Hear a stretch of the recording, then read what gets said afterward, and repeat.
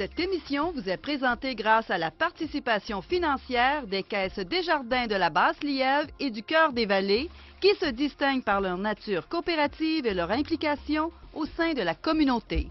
Bonsoir. Ce soir, un prix pour le centre La Ressource. C'est le temps de renouveler les licences pour vos chiens et chats. Et rencontre de travail pour le Rapibus.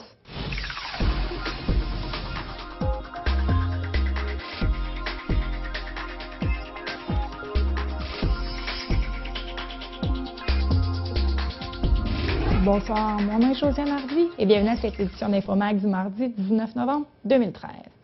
Débutons par la politique municipale, alors que le maire Maxime Penneau-Jobin aura ce soir une soirée très chargée avec le tout premier conseil depuis l'élection du 3 novembre dernier.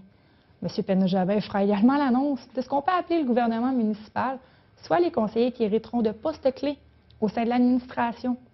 Le maire n'aura guère le choix de mettre à des postes jugés importants des conseillers indépendants.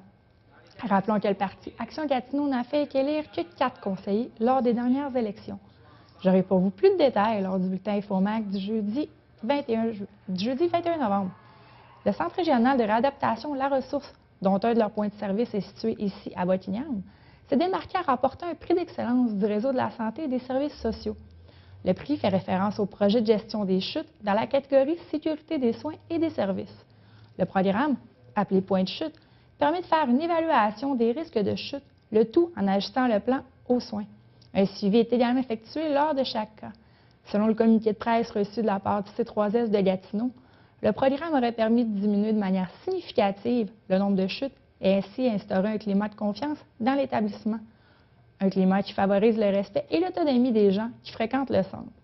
Le prix d'excellence du réseau de la santé et des services sociaux reconnaissent, dans différents domaines, des initiatives qui répondent de manière originale aux défis du réseau, tout en contribuant à l'amélioration des conditions de vie et du mieux-être des patients et des usagers. Environ une quinzaine de personnes se sont retrouvées à la rue à la suite d'un incendie qui s'est déclaré le 15 novembre en soirée au 375 rue des Pins dans le secteur de Bottignam. La cause de l'incendie demeure toujours inconnue à ce jour et le dossier a été transféré au service de police de Gatineau. Le brasier s'est déclaré vers les 19h30 dans cet immeuble qui compte 12 logements. Heureusement, personne n'a été blessé et les locataires ont été pris en charge par la Croix-Rouge.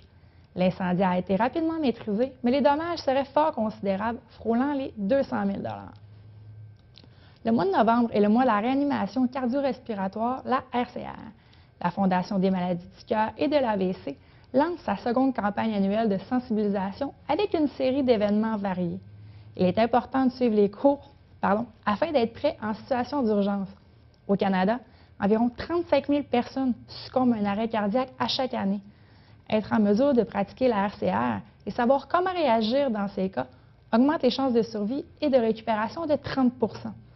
Cependant, bon nombre de personnes ont un certain blocage lorsqu'il en vient à la RCR. On peut écouter Mme Christiane Matt, directrice régionale, dis-je bien, de la Fondation des maladies du cœur et de l'AVC, région de l'Outaouais, démystifier certains mythes qui, malheureusement, ne semblent pas vouloir s'estomper.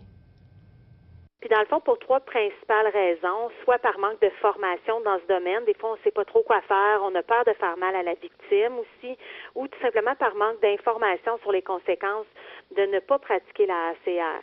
Parce qu'on sait que il faut intervenir dans les 5 premières minutes. Et si c'est pas le cas, évidemment, ça peut être très coûteux pour la victime. Donc, la personne peut justement décéder. Donc, si on n'intervient pas. Donc, c'est important, voilà pourquoi c'est important de suivre des formations pour être mieux outillé. Et si on se dit, on a déjà fait une formation, ça fait 2 ans, ça fait 10 ans, on sait quoi faire, c'est bien de se rafraîchir la mémoire régulièrement parce qu'on ne sait jamais comment on va réagir par rapport à une situation, si ça nous arrive. Et il faut être en mesure de faire quelque chose. Et c'est aussi un mythe qu'on peut faire. On pourrait être poursuivi, par exemple. Ça non plus, là, ça ne se tient pas. Donc, on ne peut pas être poursuivi d'avoir tenté de sauver la vie de quelqu'un. Heureusement, de plus en plus de personnes suivent les formations offertes pour apprendre les bonnes techniques pour la RCR. Les municipalités se lancent même des défis, à savoir qui aura plus de citoyens formés en cas d'urgence. On peut réentendre Mme Matt.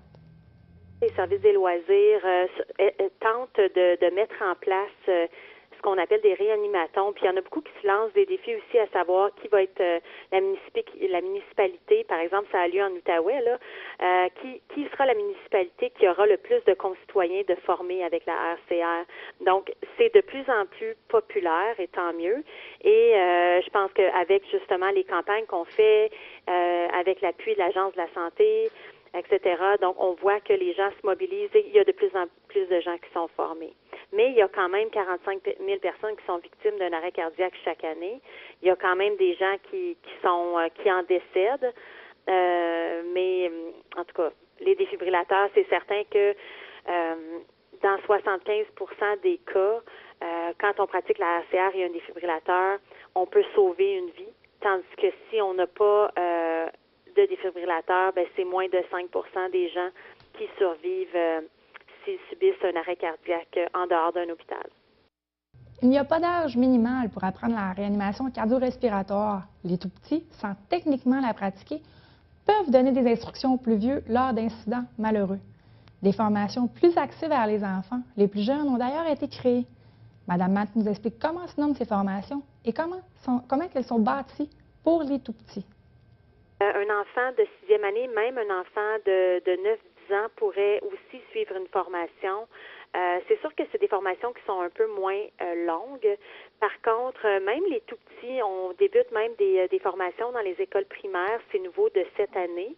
Et on invite tous les enfants à suivre cette formation-là. C'est la plus courte et la plus simple. Donc, ça s'appelle Héros en 30 parce qu'à la Fondation, on offre une panoplie de formations donc qui touchent autant le secourisme que des plus simples. Et un enfant plus petit peut, par contre, au moins, même s'il n'est pas en mesure avec sa force physique vraiment d'élaborer les manœuvres comme il faut, il peut par contre, s'il y a un adulte avec lui, expliquer à cet adulte-là quoi faire.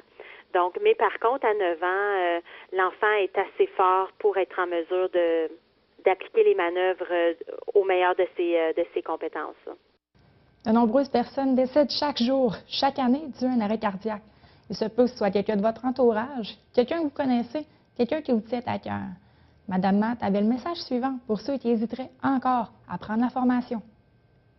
On veut être un bon citoyen, on veut aider nos proches, surtout si ça arrive qu'un enfant s'étouffe, on veut être en mesure d'être capable de le sauver. Puis si on n'a pas les techniques, on veut pas voir notre petit bout mourir devant nos yeux. Donc, c'est des techniques simples, ça prend pas beaucoup de temps. Comme je mentionnais, le héros en 30, le mot dit, c'est 30 minutes seulement.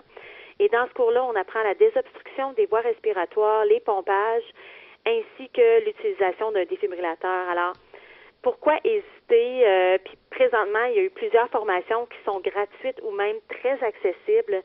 Alors, la question ne se pose même pas. Allez suivre une formation RCR, ça peut sauver la vie de quelqu'un que vous aimez, bien pourquoi pas. Dans un tout autre d'idée, si vous n'avez pas encore vos pneus d'hiver et vous comptez faire l'achat de pneus d'hiver neufs, vérifiez si les pneus en question abordent le pictogramme d'une montagne avec un flocon de neige superposé. Les pneus ayant ce pictogramme respectent ou dépassent les exigences d'adhérence dans la neige. Mais là, si vous avez déjà vos pneus d'hiver et qui sont en bon état, courez pas pour tous les changer. Cette réglementation sera en vigueur à compter du 15 décembre 2014, ce qui vous laisse encore du temps. Je vous rappelle cependant que vous avez jusqu'au 15 décembre 2013 pour chausser votre voiture de pneus d'hiver. Après cette date, vous serez en infraction. Restons dans la conduite et la saison hivernale. Dame Nature et ses soubresauts font déjà des siennes. On n'a qu'à penser à la mini-tempête et les forts vents qui ont soufflé sur la région récemment. Il est donc de mise pour les automobilistes d'ajuster leur conduite en conséquence de la température.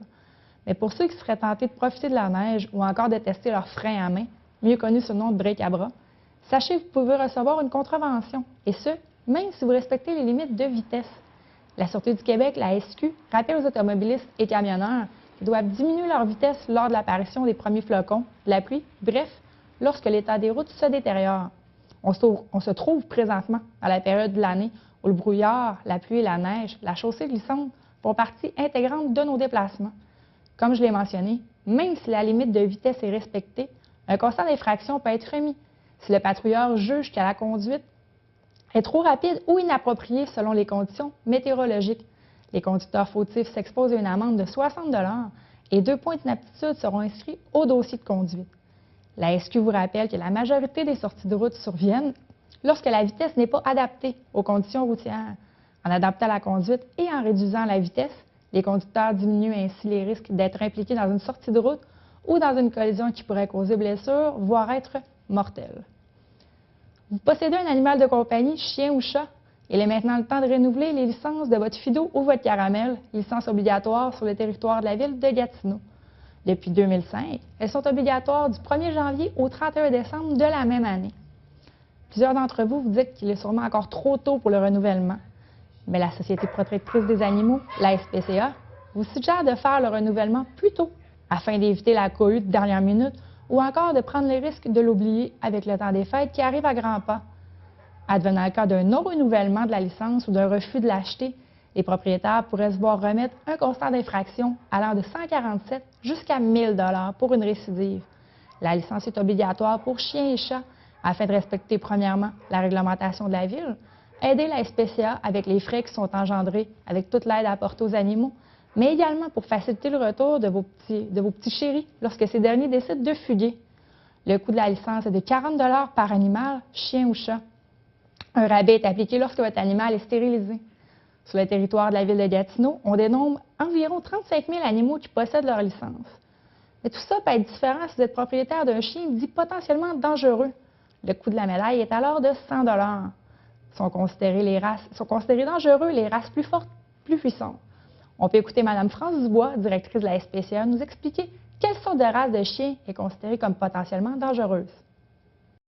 Alors, en 2009, la ville de Gatineau avait tenté, en fait, d'interdire les pitbulls comme plusieurs autres provinces ou villes. Et nous, on s'était objecté parce que, bon, on sait très bien, nous ici, que les pitbulls, s'ils sont élevés dès leur jeune âge par un propriétaire sain d'esprit, ce sont des chiens qui sont généralement plus aimables que leurs confrères. Donc, alors on s'est objecté, on veut simplement sensibiliser les gens au fait qu'ils ont une race puissante entre les mains, parce qu'ils ne sont pas plus dangereux, mais si, advenant un incident, bien évidemment, ils sont beaucoup plus puissants. Alors, il y a certaines restrictions, donc on entend dans ces races-là, évidemment, le pitbull ou tout mélange de pitbull, ou un chien, par contre, qui a mordu et qui a été jugé là, fautif, là. Il y a plusieurs moyens de faire le renouvellement de votre licence pour toutou et minou. On peut écouter Mme Dubois nous donner plus de détails comment renouveler votre licence. Oui, donc les gens peuvent le faire la façon la plus efficace, la plus rapide en ligne. Puis à notre site Internet, il y a également un rabais de 5 % qui est offert quand les gens procèdent de cette façon-là. Mais ils peuvent également se rendre en personne à nos locaux. On a plusieurs points de vente également, des vétérinaires partenaires avec nous, des animaleries, les points de service de la ville également sont disponibles pour les gens. Avec le temps des fêtes qui arrive à grands pas, la SPCA tient à mettre en garde les gens qui seraient tentés d'acheter un mignon petit chaton ou un pitou en guise de cadeau. Un animal prend du temps et de l'argent. Je vous laisse entendre la recommandation de Mme Dubois. Tout à fait, il faut faire attention dans le temps des fêtes. Les gens, évidemment, c'est le temps des fêtes, c'est l'euphorie. Les gens, sont heureux. Ils ont envie de faire plaisir et on aperçoit des petites boules de poils comme ça, coquettes. Et puis, on a envie de les adopter sans nécessairement penser à tout ce que ça va nécessiter dans le futur. Alors, évidemment, on est là pour rappeler aux gens quand on a envie d'adopter, il faut que ce soit réfléchi plusieurs semaines à l'avance. Et il faut penser vraiment à tout ce que ça va nécessiter. Donc, on parle des soins, évidemment, des soins physiques, on parle de l'attention, on parle, est-ce qu'on va être en mesure de promener son animal, etc. Mais aussi au niveau des soins monétaires, il faut que tout ça perdure parce qu'un animal va vivre entre 13 et 15 ans. Donc, généralement, les statistiques au Québec, elles sont malheureuses. Les gens conservent leur animal de compagnie en moyenne 17 mois. Donc, c'est quelque chose là qu'on n'a pas fini de sensibiliser. 17 au 23 novembre, c'est la semaine des centres jeunesse du Québec. Au courant des années 2012-2013, c'est près de 3 600 jeunes qui ont reçu des services dispensés par les centres jeunesse. Mercredi, soit demain, le 20 novembre, est la Journée mondiale de l'enfance. Les 16 centres jeunesse du Québec célèbrent cette année leur 20e année d'existence. La Semaine des centres jeunesse du Québec se veut une activité de reconnaissance pour plus de 14 000 employés qui travaillent dans les 16 centres quotidiennement pour aider les enfants et leurs familles en difficulté. La Sûreté du Québec souligne la 26e semaine de prévention de la toxicomanie du 17 au 24 novembre prochain. Afin de souligner cette semaine, les policiers se rendront dans les écoles afin de tenir des activités de prévention sous forme de kiosques, de conférences ou ateliers. Ces activités permettront aux policiers d'aborder les questions reliées aux différentes infractions en matière de stupéfiants. Les policiers travaillent en étroite collaboration avec les intervenants scolaires, ce qui amène la création de programmes et de partenariats. Un bon exemple serait l'atelier intitulé « Mon indépendance, j'y tiens », qui sensibilise les élèves de secondaire 1 aux risques associés à la consommation de drogue et d'alcool. Cet atelier de la Maison Jean-Lapointe est disponible dans toutes les régions du Québec toute l'année durant grâce à ce partenariat.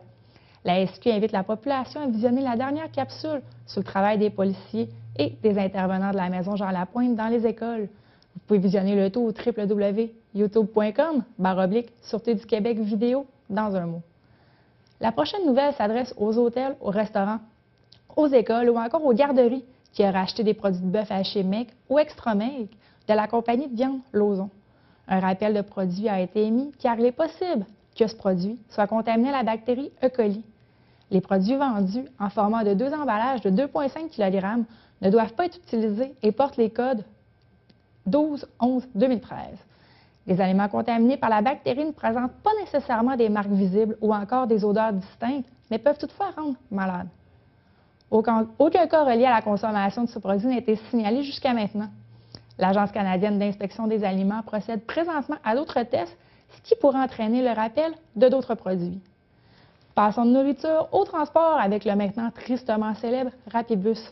Une première rencontre entre les usagers de l'Est, les représentants de la Ville ainsi que la Société de transport de l'Outaouais, la STO, s'est déroulée la semaine dernière à huis clos. La rencontre n'a pas permis d'aboutir à des résultats concrets pour les gens du secteur. La remise en service des lignes express pourrait engendrer des coûts supplémentaires allant jusqu'à 700 000 $ pour la STO, alors que le budget total du Rapibus a déjà été gonflé à 255 millions de $.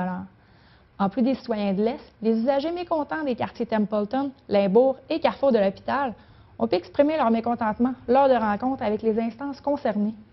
Sur les réseaux sociaux, on assiste à une explosion de commentaires via le service, les gens utilisant la page Facebook pour transmettre leurs histoires, leurs mésaventures de services de garde, mais également quelques bons coups sont mentionnés, comme les chauffeurs qui demeurent d'une politesse quasi exemplaire. Il faut rappeler que les chauffeurs sont également touchés avec ce nouveau service, eux qui ont vu leur temps de pause, voire même celui pour aller à la salle de bain, coupé. Dû à des conflits d'horaires, nous n'avons pas été en mesure d'obtenir les commentaires à la caméra de la part du comité des usagers mécontents.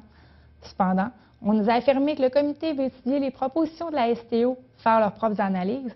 Certains membres de la page Facebook seraient analystes afin de revenir avec propositions et solutions. Les aînés sont parfois mis de côté, parfois oubliés. Mais Julie Mercier, coordonnatrice au Centre Génération de la Vallée de la Lièvre, travaille jour après jour afin de briser l'isolement, régler les petits problèmes qui peuvent survenir dans leur quotidien. Je vous laisse entendre l'intégrale de l'entrevue que j'ai réalisée plus tôt aujourd'hui avec Mme Mercier.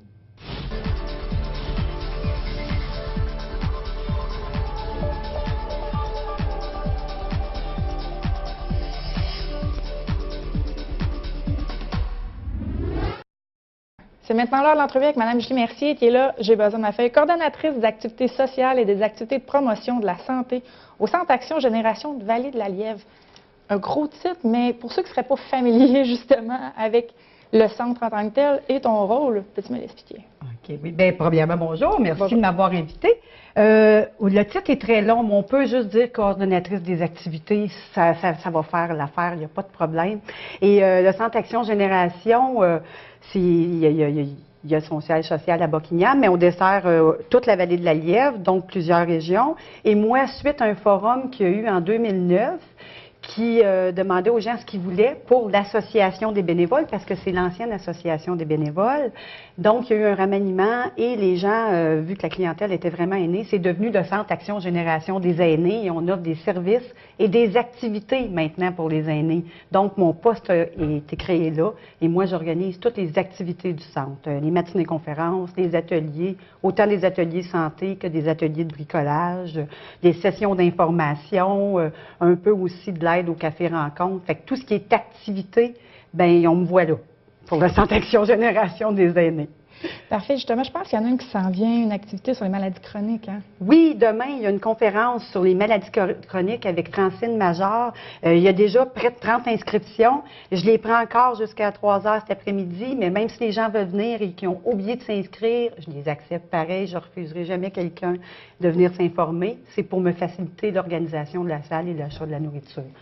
Et là, vous côtoyez les aînés à tous les jours, autant des activités, on parle d'informatique, vous l'avez dit, bricolage, bref, des touches à tout. Comment vont nos aînés? Bien, comment vont nos aînés? C'est comme dans toutes les classes d'âge. Il y en a qui vont très bien, il y en a qui vont correct, puis il y en a qui vont moins bien. Je pense que, tu sais, ça reflète l'ensemble de la population. Nous, c'est sûr que notre but, c'est de s'organiser pour qu'ils aillent encore mieux en leur faisant découvrir d'autres gens, d'autres activités, en brisant l'isolement. Fait que, je pourrais dire, moi, ma clientèle, elle va bien. Je suis bien contente. Quoi faire, justement, pour aider la clientèle qui va peut-être un peu moins bien?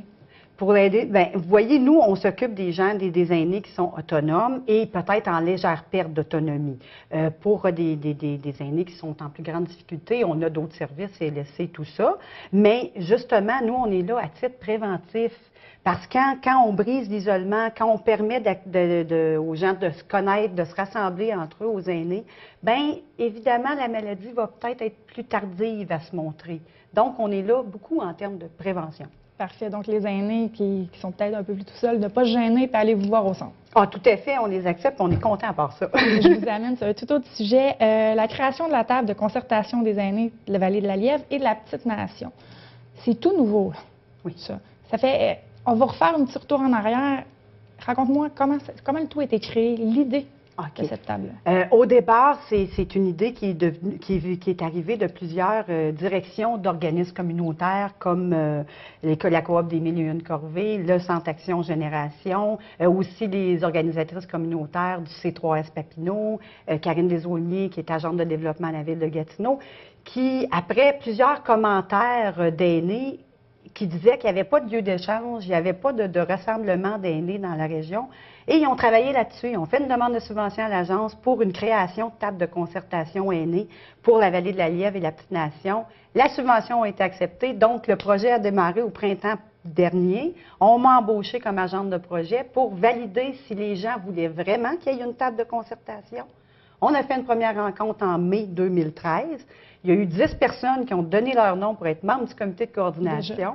Donc, finalement, on a un comité de coordination de 15 membres. Wow. Ça va super bien. Fait que ça a levé comme ça. On a demandé un portrait des aînés à Mme Nathalie Jeté. Et là, la table, elle est formée. Je suis maintenant coordonnatrice et on a présenté le portrait la semaine dernière à Thurso avec 95 personnes qui étaient présentes à l'événement. Justement, ce portrait-là relate vraiment la mobilité des aînés, l'alimentation, dans le fond. Qu'est-ce que ça relate? Bien, on parle beaucoup au niveau du transport, au niveau de l'alimentation, comme vous avez dit, au niveau de l'hébergement, au niveau des maladies, l'état de santé en général des gens. On a des régions où c'est plus difficile que d'autres, des secteurs où sont plus difficiles. Le secteur Centre-Buckingham, Petit-Québec, c'est des régions qui sont plus vulnérables, tant au niveau de l'alimentation, de la santé. Donc, c'est ça qu'on est allé ressortir, puis ça va nous aider à faire un plan d'action qui va vraiment régler des vrais problèmes. On ne les invente pas, ils sont là. Et à la présentation du portrait, on a eu également des ateliers d'échange en petits groupes parmi les gens qui étaient présents. Donc, on a eu 8 ateliers d'échange de 10 à 12 participants chacun. Et sont ressortis aussi les priorités que les aînés voulaient et que les intervenants auprès des aînés ont priorisées. Donc, avec le portrait, les ateliers, les résultats, on va être en mesure de faire un plan d'action qui va répondre aux vrais besoins. Le plan d'action s'en vient au printemps prochain. Au printemps? Oui. Tu me devances sur la question. Mais le plan d'action va être présenté à qui, juste?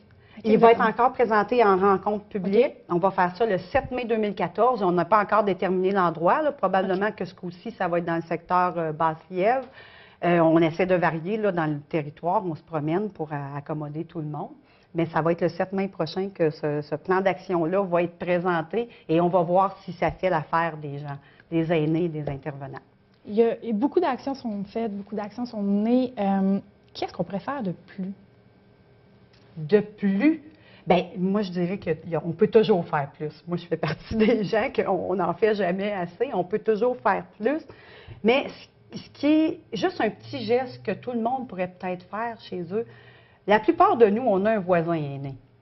Bien, on pourrait peut-être aller le voir, jaser avec, lui dire, si jamais vous êtes dans le besoin, il y a un problème, bien, je suis là pour vous, vous tombez, il y a quelque chose, parce qu'il y a plusieurs aînés qui sont seuls. Ça, c'est un petit geste que tout le monde pourrait faire dans son entourage, puis on sécuriserait beaucoup d'aînés de cette façon-là, puis ça ne coûte rien.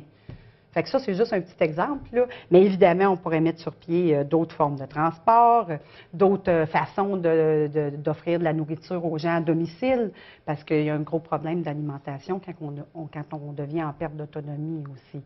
Ça, c'en est, mais il y en a plein de choses qu'on pourrait faire. Le ciel est la limite, sky is the limit, comme disent en anglais. Oui. Dans le fond, toutes ces idées-là, tout ça peut se retrouver dans le plan d'action. Ça pourrait se retrouver dedans. C'est sûr que là, on a sorti des priorités. Le transport, c'en est une. L'alimentation, c'en est une. L'hébergement aussi. Mais évidemment, on ne pourra pas régler 12 problèmes en même temps.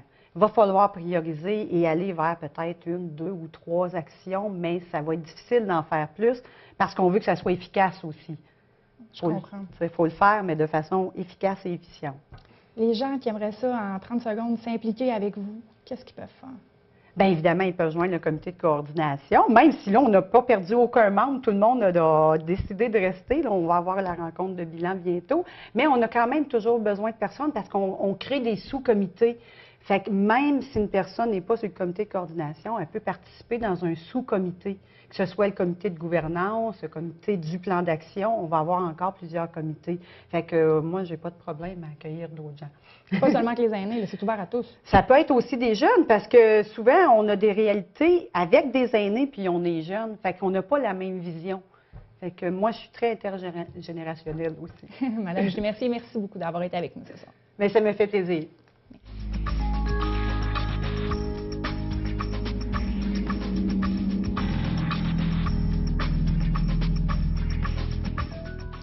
Pour sa 20e année de production, le Théâtre de l'Escapade transpose sur les planches le roman Héloïse de l'auteur Anne Hébert. Les représentations se poursuivent les jeudis, vendredis et samedis soirs, et ce jusqu'au 30 novembre, dans le sous-sol de la librairie Rosemary, dans le secteur Buckingham.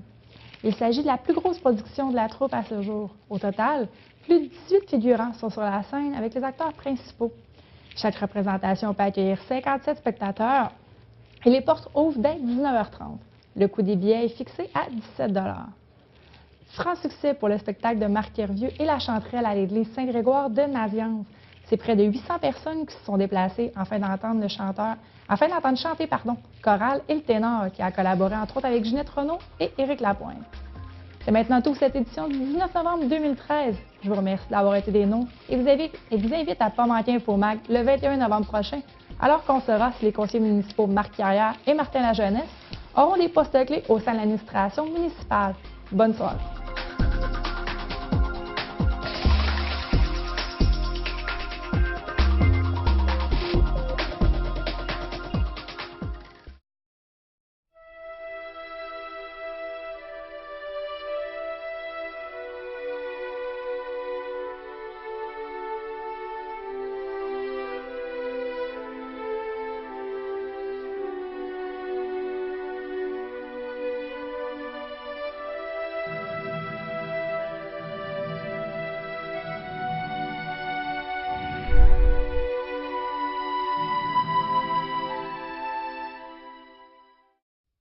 Je m'appelle Clémence.